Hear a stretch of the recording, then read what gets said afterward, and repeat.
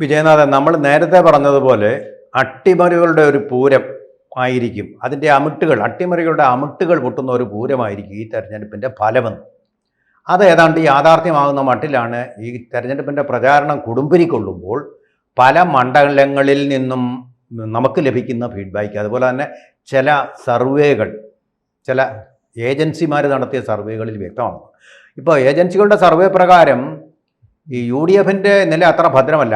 U D എഫിനേക്കാൾ കൂടുതൽ സീറ്റുകൾ കിട്ടുക, ആർക്കും ഭൂരിപക്ഷമില്ലെന്നാണ് പറയുന്നത്. ഈ പറഞ്ഞ പോലെ തൂക്ക് പാർലമെൻറ്റ്, തൂക്ക് അസംബ്ലി, ആർക്കും ഭൂരിപക്ഷമില്ലാത്ത ഒരവസ്ഥയിൽ കൂടുതൽ സീറ്റ് കിട്ടുക CPM നയിക്കുന്ന മുന്നണിക്ക്, അതായത് ഇടതുപക്ഷ മുന്നണിക്ക്. തൊട്ടു താഴെ UDF മുന്നണി വരുന്നു, രണ്ടുപേർക്കും ഭൂരിപക്ഷമില്ല. അപ്പോൾ ഈ പറഞ്ഞതുപോലെ ഇതിനകത്ത് BJP ഒരു വലിയ റോൾ വഹിക്കും എന്ന് മാത്രമല്ല, പ്രഡിക്ഷനിൽ വന്നിരിക്കുന്നത് ഏതാണ്ട് 14 സീറ്റോളം, 14ഓ 15ഓ സീറ്റുകൾ BJPക്ക്, അതായത് NDA മുന്നണിക്ക് കിട്ടുമെന്ന് പറയുന്നു. അപ്പോൾ ഈ പറഞ്ഞ പോലെ ഒരു ഗെയിം പ്ലെയറായിട്ടും ഇവിടെ ആര് ഭരിക്കണമെന്ന് തീരുമാനിക്കുന്ന ഒരു ശക്തിയായിട്ട് BJPക്ക് വരാൻ പറ്റുമെന്നാണ് ആ സർവേ നമ്മളെ ഒരുവിധം ഞെട്ടിപ്പിക്കുന്ന തരത്തിൽ സൂചിപ്പിച്ചുകൊണ്ടിരിക്കുന്നത്. ഇവിടെ നമ്മൾ കാണുന്ന ഒരു കാര്യം, പാലയും പാലക്കാടും BJPയുടെ വഴിക്കാണ് ഇപ്പോൾ വളരെ വേഗത്തിൽ തന്നെ നീങ്ങിക്കൊണ്ടിരിക്കുന്നത്. മറ്റ് മണ്ഡലങ്ങൾ വിജയനാഥിൻ്റെ പ്രതീക്ഷയിൽ ഏതൊക്കെയാണ്? പാലയും പാലക്കാടും ഏതാണ്ട് ആ വഴിക്ക് തിരിഞ്ഞു കഴിഞ്ഞു. ഇനി ഒരു അട്ടിമറി ഉണ്ടായില്ലെങ്കിൽ അവ മിക്കവാറും BJPയുടെ അല്ലെങ്കിൽ NDAയുടെ സീറ്റുകളായിരിക്കും. ഈ തെക്കൻ മേഖലയെക്കുറിച്ച് കൂടുതൽ അറിയാവുന്ന ആളാണല്ലോ. കൂടുതൽ സീറ്റുകൾ തെക്കൻ മേഖലയിൽ നിന്നാണ് പ്രഡിക്ഷനിൽ പറയുന്നത്, സർവേയിൽ പറയുന്നത്. എവിടെ എന്നായിരിക്കും കൂടുതൽ സീറ്റുകൾ, ഏതൊക്കെയായിരിക്കും? ഈ തദ്ദേശ തെരഞ്ഞെടുപ്പിന് മുമ്പ് അമിത്ഷാ തിരുവനന്തപുരത്ത് വന്നിരുന്നു. എന്നാൽ അമിത്ഷാ പറഞ്ഞ ഒരു കാര്യമുണ്ട്, 2026 കേരളം ആര് ഭരിക്കണമെന്ന് തീർച്ചപ്പെടുത്തുന്നത് BJP-യാണ്. അത് ഇന്നേ വരെ ആരും ചർച്ച ചെയ്തിട്ടില്ല. കറക്റ്റ്. പക്ഷെ ഞാനത് നോട്ട് ചെയ്ത് വെച്ചിട്ടുണ്ട്. കാരണം പറഞ്ഞത് ഇവിടുത്തെ സുരേന്ദ്രനല്ല.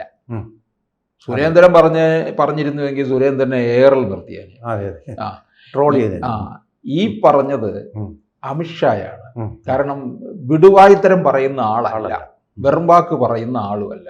അതുകൊണ്ട് വളരെ ഗൗരവത്തിലെടുക്കണം. അതുകൊണ്ട് അതിൻ്റെ മേൽ പരിഹാസം ചൊരിയാൻ ആരും ചെന്നിട്ടുമില്ല, ഗൗരവത്തിൽ ചർച്ച ചെയ്യാനും തയ്യാറായിട്ടില്ല. അതിങ്ങനെ നിൽക്കുന്നത് കൊണ്ട് നമുക്ക് BJP-യിൽ അപ്രതീക്ഷിത വിജയങ്ങൾ പലതും കാണേണ്ടി വരും. ഇപ്പം നമ്മൾ തെക്കൻ കേരളത്തിൽ പല മണ്ഡലങ്ങളും പറയുന്നുണ്ട്, നിയമം ഇവർ തിരിച്ചു പിടിക്കും, ഡബിൾ പൂട്ടിട്ട് പൂട്ടാനായിട്ട് ശിവൻകുട്ടി ഇറങ്ങുന്നു എന്നൊക്കെ പറഞ്ഞു. നേമം, കാട്ടാക്കട, വട്ടിയൂർക്കാവ്, കഴക്കൂട്ടം, ഇതൊക്കെ BJP-ക്ക് സാധ്യമായിട്ടുള്ള മണ്ഡലങ്ങളാണ്. കൊല്ലം ജില്ലയിലെ ചാത്തന്നൂര്, കാസർഗോഡ് ജില്ലയിലെ സുരേന്ദ്രൻ മത്സരിക്കുന്ന മഞ്ചേശ്വരം, ഇതൊക്കെ മഞ്ചേശ്വരം വളരെ മുമ്പേ തന്നെ ജയിച്ചിവിടെ എത്തേണ്ടതാണ്. അത് എത്രയോ മുമ്പ് 89 വോട്ടിന് പരാജയപ്പെട്ടു. എന്നിട്ട് പിന്നെ ആ മണ്ഡലത്തിൽ കോൺസെൻട്രേറ്റ് ചെയ്ത് നിന്നോ? അതുമില്ല. പിന്നെ അടുത്ത തെരഞ്ഞെടുപ്പിൽ ഹെലികോപ്റ്റർ ഇറക്കി കോന്നിയിലും മഞ്ചേശ്വരത്തും മത്സരിക്കുന്ന സുരേന്ദ്രനെയാണ് നമ്മൾ കണ്ടത്. അതൊക്കെ വലിയ പരിഹാസമായിട്ടാണ് നമുക്ക് തോന്നുന്നത്. അപ്പം പക്ഷെ ഇപ്പൊ കാര്യങ്ങൾ അങ്ങോട്ടും മാറി. കഴിഞ്ഞ ലോക്സഭാ തെരഞ്ഞെടുപ്പിൽ രാജേന്ദ്രൻ ഓർക്കുന്നുണ്ടോ, ഈ ആലപ്പുഴ പാർലമെന്റ് മണ്ഡലത്തിലെ BJP സ്ഥാനാർത്ഥിയെ നിർത്തിയത് വളരെ താമസിച്ച. ഇറക്കിയത് ആരെയാണ്? ശോഭാ സുരേന്ദ്രനാണ്. ശോഭാ സുരേന്ദ്രന് കിട്ടിയ സമയം കൊണ്ട് മണ്ഡലത്തെ മുഴുവൻ ഇളക്കി മറിച്ച് കളഞ്ഞു. മറ്റ് രണ്ട് മുന്നണികൾക്കും വലിയ ഭീഷണിയായി നിന്നു. 3 ലക്ഷം വോട്ട് പിടിച്ചു. 2,99,000-ത്തിലധികം, 3 ലക്ഷം. 2019 നടന്ന ലോക്സഭാ തെരഞ്ഞെടുപ്പിലെ അന്ന് ഡോക്ടർ KS രാധാകൃഷ്ണനാണ് മത്സരിക്കുന്നത്. 1.25 ലക്ഷം വോട്ടായിരുന്നു നേടിയത്. എത്ര വരെ പോയി എന്നുള്ളത് ആലോചിച്ച് നോക്കാം. ഈ ശോഭാ സുരേന്ദ്രൻ ഇപ്പം പാലക്കാട് മത്സരിക്കുമ്പോൾ 2011 അവിടെ BJP-ക്ക് കിട്ടിയത് 20,000 വോട്ടാണ്. 2016 ശോഭാ സുരേന്ദ്രൻ മത്സരിച്ചു. 2011 എനിക്ക് തോന്നുന്നു കൃഷ്ണകുമാറോ ആരോ ആയിരുന്നു. 16 വന്നിട്ട് ശോഭ വന്നു. ശോഭ വന്നപ്പോൾ എന്ത് ചെയ്യുന്നറിയാം, 40,000-ത്തിലധികം വോട്ടായി, 10 മടങ്ങായി. താരപരിവേഷമുണ്ട്. പിന്നീട് ആറ്റിങ്ങലിലും നമ്മൾ കണ്ടതല്ലേ, പാർലമെന്റിൽ മത്സരിച്ചു 2019 2,48,000. ശോഭാ സുരേന്ദ്രൻ മത്സരിച്ചെടുത്ത് ഒരു ചെറിയ കുറവ് വന്നത് 2021 കഴക്കൂട്ടത്ത് വന്ന് മത്സരിച്ചു. അവിടെ ഒരു ചെറിയ കുറവ്, ഏതാണ്ടൊരു അതിനു മുമ്പലത്തെ 2016 മുരളീധരനേക്കാൾ ഒരു 4,000-5,000 വോട്ടിൻ്റെ കുറവ് അവിടെ സംഭവിച്ചു എന്നുള്ളതാണ്. പക്ഷെ ഇപ്പൊ കഴക്കൂട്ടമൊക്കെ അങ്ങ് മാറി എന്നുള്ളതാണ്. BJPക്ക് അനുകൂലമായ ഇടമായി തീർന്നിട്ടുണ്ട്. അപ്പൊ ഇവിടെ ഇപ്പൊ നമ്മൾ കാണേണ്ടത്, പാലക്കാട് ഞാൻ കോൺഗ്രസിന്റെ സ്ഥാനാർത്ഥിയെ ദുർബലനായിട്ടുള്ള ഒരാളായി കാണുന്നുണ്ട്. സിനിമയും പരിവേഷവും ഒക്കെ ഉണ്ടാകും. കോമാളി എന്നൊന്നും നമ്മൾ പറയുന്നില്ല, പക്ഷേ ഒരു സീരിയസ് ആയിട്ട് എടുക്കുന്നില്ല. അതെ, കോമാളി എന്ന് പറഞ്ഞത് ഐസക് അല്ലേ? ഐസക്കിന് എന്തെല്ലാം കോമാളിത്തരങ്ങളുണ്ട് അല്ലേ? ഐസക്കിന് മറ്റേ എന്തോ കയറ് എന്തോ ഒരു പേരൊക്കെ പറഞ്ഞ ആൾക്കാർ പരിഹസിക്കാറുണ്ട്. അത് എന്തേലും ആകട്ടെ. പിന്നെ ബജറ്റ് അവതരിപ്പിക്കുമ്പോൾ ഒരു ആന ചന്തമാണ്. പിന്നെ വളരെ കാൽമുട്ട് വരെയുള്ള പിന്നെ ജുബ്ബയൊക്കെ ഇട്ട് ഒരു ആനയെ എഴുന്നള്ളിച്ച് നിർത്തിയിരിക്കുന്ന രാഷ്ട്രീയത്തിലെ ഈ ആനച്ചന്ത, ഒരു എടുപ്പ് കുതിര എന്ന് പറയുന്നത് 2 പേരുണ്ട് കേട്ടോ. ഞാൻ കാണുന്നത് 2 പേരെയാണ്. ഒന്ന് തോമസ് ഐസക്കിനെയും പിന്നെ ശശി തരൂരിനെയും. സെൻട്രൽ ട്രാവൻകൂറിൽ ഈ എടുപ്പ് കുതിര ഉണ്ടല്ലോ, ആ എടുപ്പ് കുതിര മാതിരിയാണ് ഈ 2ന്റെയും പരമെന്ന്. കെട്ടുകാഴ്ചക്ക് വേണ്ടി കെട്ടുകാഴ്ച എന്ന് വേണേ പറയാം. അപ്പൊ അങ്ങനെ ഉള്ള ഐസക്ക് പിന്നെ മറ്റുള്ളവരെ എന്തിനായി കുറ്റം പറയാൻ പോകുന്നത്? ബജറ്റ് അവതരിപ്പിക്കുമ്പോൾ ഈ രസകരമായ കാര്യങ്ങളല്ലേ. പാലക്കാട് ഗവൺമെന്റ് സ്കൂളിലെ 4ാം ക്ലാസ്സിലെ കുട്ടിയുടെ ഒരു കവിത എന്നൊക്കെ പറഞ്ഞുകൊണ്ടാണ് ബജറ്റിലേക്ക് വരുന്നത്. അതെന്തെങ്കിലും ആകട്ടെ, ബജറ്റിന്റെ മേമ്പടിയൊക്കെ ചേർത്ത് സുന്ദരമാക്കി തരുന്നതാണ്. അപ്പൊ ഇവിടെ പിഷാരടിയെ പരിഹസിച്ചിരിക്കുകയാണ്. പിഷാരടിയെ പോലുള്ള ഒരു സ്ഥാനാർത്ഥിയെ കോൺഗ്രസിന് കിട്ടിയുള്ളൂ. വളരെ മോശമായി പോയ ഒരു സെലക്ഷൻ ആയി പോയത്. എൻ്റെ അഭിപ്രായത്തിൽ ഈ സിനിമാ നടന്മാരെല്ലാം തന്നെ മത്സരിച്ച് വിജയിച്ചിട്ടുണ്ടെങ്കിൽ പരാജയമേ ഉണ്ടാക്കിയിട്ടുള്ളൂ. പ്രേം നസീർ നോമിനേറ്റ് ചെയ്ത കാൻഡിഡേറ്റ് എറണാകുളത്ത് മത്സരിച്ച് തോറ്റതാണ് രാഷ്ട്രീയത്തിലേക്ക് വരുന്നതിന് മുന്നോടിയായിട്ട്. അതോടുകൂടിയാണ് രാഷ്ട്രീയവും പോയി, അദ്ദേഹവും പോയി. കടമ്പനിട്ട രാമകൃഷ്ണൻ ഒരിക്കൽ ആറന്മുളയിൽ നിന്ന് മത്സരിച്ച് വിജയിച്ചു. എന്ത് ചെയ്തു? ഒരു കുന്തവും ചെയ്തില്ല. പിന്നീട് കടമ്പനിട്ട രാമകൃഷ്ണൻ MP രാഘവനോട് പരാജയപ്പെട്ടു. പിന്നെ കൊല്ലത്ത് നടൻ മുകേഷ് എന്താ ചെയ്ത്? ചീത്ത വിളിക്കുക നാട്ടുകാർ. ആൾക്കാർക്ക് പിന്നെ തലേ കൈവച്ച് വിളിച്ചോണ്ടിരിക്കുക, ഈ സാധനത്തെ അങ്ങ് തിരിച്ചു കൊണ്ടുപോകണേ എന്ന് പറഞ്ഞുകൊണ്ട്. പിന്നെ ഇന്നസെന്റിനെ പാർലമെന്റിൽ വിട്ടു. ഇന്നസെന്റ് നമുക്കറിയാം, ഇന്നസെന്റ് തന്നെ പറഞ്ഞു എനിക്ക് എന്നെ കൊണ്ട് നിർബന്ധിപ്പിച്ചു തീർത്തിയ. 2014 2019 പിന്നെ തോറ്റുപോയി അല്ലേ? പിന്നെ അവിടെ പോയി നിന്ന് മലയാളത്തിൽ അങ്ങ് പ്രസംഗിക്കും കേട്ടോ. അതിന് നല്ല ചാതുര്യം ഉണ്ടെന്നുള്ളതാണ്. നമ്മൾ ഡബിൾ എ റഹീമിനെ പോലെ ഇംഗ്ലീഷിൽ പ്രസംഗിച്ച് പേടിപ്പിക്കത്തില്ല.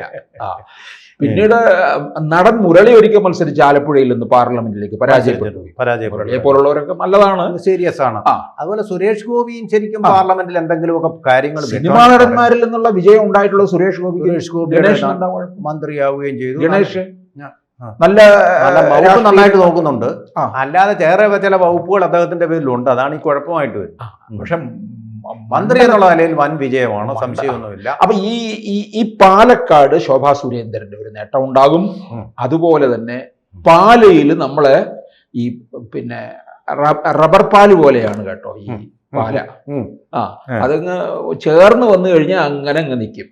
പിന്നെ വലിച്ചാലത് ഇങ്ങനെ പോവുകയും ചെയ്യും എന്ന് പറഞ്ഞതുപോലെയാണ് ഇപ്പോഴത്തെ കാര്യങ്ങള് ഒന്ന് മാറിയിട്ടുണ്ടെന്നുള്ളതാണ്. അതെ, 2 പേരും നല്ല മത്സരമാണ് കാഴ്ചവെക്കുന്നത്. ജോസ് കെ മാണിയും അതുപോലെ തന്നെ മറ്റേ മാണി സി കാപ്പനും. ഇപ്പോഴത്തെ പക്ഷേ ഇതിനിടയ്ക്കൂടെ രക്ഷപ്പെട്ടു വരുന്നത് ഒരു സംശയമില്ല ഷോൺ ജോർജ് ആണെന്നുള്ളത് ഒരു സംശയമില്ല. എഴുതി വയ്ക്കാം. ഷോണ് പരാജയപ്പെട്ടാൽ പോലും വളരെ വിജയത്തോടടുക്കുന്ന പരാജയമായിരിക്കും ഉണ്ടാകും. പരാജയപ്പെടില്ല, ഊർജ്ജസ്വം ഉണ്ടായാൽ പോലും അവിടെ 3ാം സ്ഥാനത്തേക്ക് പോകുന്നതും പിന്നെ ജോസ് കെ മാണിയായിരിക്കും.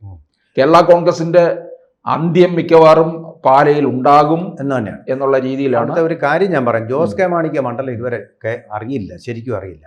പക്ഷേ ഷോൺ ജോർജിനും അറിയാം, PC ജോർജിനും നന്നായിട്ട് ആ മണ്ഡലം അറിയാം, ശരിക്കും അറിയാം. ഒരു സമയത്ത് പിന്നെ 2016 25,000 വോട്ടാണ് കേട്ടോ BJP പാലയിൽ നേടിയത്. അതെ, പിന്നീട് 21 വന്നപ്പോൾ പക്ഷെ അത് കുറഞ്ഞിട്ടുണ്ട്. പക്ഷെ ഷോണിന്റെ ഇപ്പൊ ഇടപെടൽ ഉണ്ട്, പാല അങ്ങ് മാറി.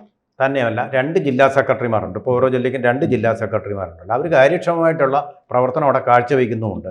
അപ്പോൾ അതുകൊണ്ട് മിക്കവാറും തീർച്ചയെന്നല്ല പറയുന്നത്, മിക്കവാറും 3 MLA-മാരുടെ മക്കളാണ് അവിടെ മത്സരിക്കുന്നത്. അതെ, കാപ്പനും അതെ ജോസ് കെ മാണി, പിന്നെ ഷോൺ ജോർജ് 3 MLA അങ്ങനെ ഒരു പ്രത്യേകതയുണ്ട്. പിന്നെ തൊട്ടിപ്പുറത്ത് PC ജോർജ് മത്സരിക്കുന്നു. അതിന് തൊട്ടിപ്പുറത്ത് കാഞ്ഞിരപ്പള്ളിയില് പിന്നെ കേന്ദ്രമന്ത്രി ചീഫ് വിപ്പായിട്ടിരുന്ന ആള് മത്സരിക്കുന്നു. അതുപോലെ കേന്ദ്രമന്ത്രി മത്സരിക്കുന്നു. ഇപ്പുറത്ത് മോശമാണോ? പിണറായി വിജയൻ കാഞ്ഞിരപ്പള്ളിക്ക് പോയിട്ടുണ്ട്. ഇന്നൊക്കെ അവിടെയാണ് പര്യടനം. ഇനി വീട്ടിൽ പോയി പറയുമായിരിക്കും വല്ലതൊക്കെ. അല്ല, വീട്ടിൽ പോയി പറയാമെന്നല്ല കേട്ടോ, ചോദിക്കണം. കാരണം ഒറ്റ ചോദ്യം എന്നാ പറഞ്ഞത്. അത് വീട്ടിൽ പോയി ചോദിച്ചാൽ എന്ന് പറഞ്ഞാൽ ഗവൺമെന്റിന്റെ, ഞാൻ ഇങ്ങനെയാ കാണുന്നത്, വീട്ടിൽ പോയി ചോദിച്ചാൽ ഗവൺമെന്റിന്റെ ഭരണത്തിന്റെ ഗുണങ്ങളൊക്കെ അറിയാൻ പറ്റും എന്നായിരിക്കും ഉദ്ദേശിച്ചത്. പക്ഷെ ഞങ്ങളുടെ നാട്ടിലൊക്കെ ഇങ്ങനെ പറയുമ്പോൾ ഉണ്ടല്ലോ, വീട്ടിൽ പോയി ചോദിക്കുക പറയുമ്പോഴേ അത് വീട്ടിൽ പറഞ്ഞാൽ മതി എന്ന് പറയുമ്പോഴേ വീട്ടിലിരിക്കുന്ന തന്തയും തള്ളയും പറയാം, നിന്റെ തന്തയോടെ പോയി ചോദിക്കുക. എനിക്ക് ഈ കാര്യത്തിലൊരു വിയോജിപ്പ് പിണറായി വിജയൻ. കാരണം ഈ സദസ്സിലിരുന്നു കൊണ്ട് മദ്യപിച്ചിട്ട് കയറി വന്ന് ചിലര് ഈ പ്രസംഗിച്ചുകൊണ്ടിരിക്കുന്നതിനിടയിൽ ഞാനൊരു ഉദാഹരണം പറയാം. നമ്മുടെ സമയം കഴിഞ്ഞു പോയി. കയറി അനാവശ്യ ചോദ്യങ്ങളൊക്കെ ചോദിക്കുന്ന ഒരു പതിവുണ്ട്. അവിടെ കയറി അവന് ധൈര്യം കയറി വരും, അവൻ്റെ ഉള്ളിൽ കിടക്കുന്ന കള്ളിൻ്റെ ഒരു ധൈര്യം തള്ളി വരും.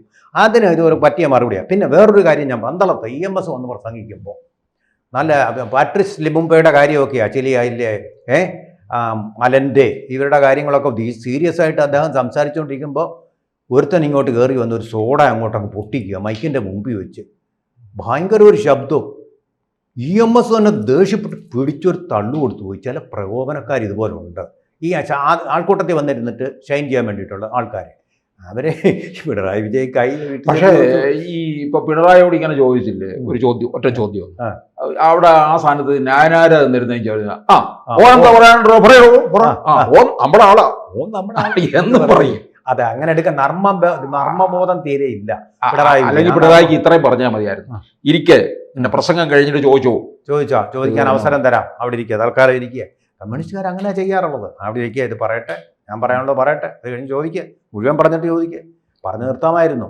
പക്ഷേ പിണറായി വിജയൻ എന്ന് പറയുന്നത്. അതുകൊണ്ട് ഇപ്പൊ ജനീഷ് കുമാർ കോന്നി MLA ഇപ്പം ഭയന്ന് നടക്കുകയാണ്. തിരിച്ചടി ഉണ്ടാകുമോ? ഉണ്ടാവും, ഉറപ്പായിട്ട് തോന്നി തിരിച്ചടി ഉണ്ടാവും, തീർച്ചയായിട്ടും ഉണ്ടാവും, സംശയമില്ല.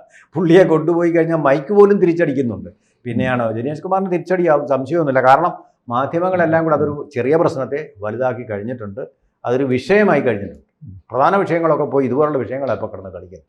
കൂടുതൽ വാർത്തകളും വിശേഷങ്ങളും നിങ്ങളിലേക്ക് എത്താൻ ABC മലയാളം സബ്സ്ക്രൈബ് ചെയ്യുക, ബെൽ ബട്ടണും അമർത്തുക.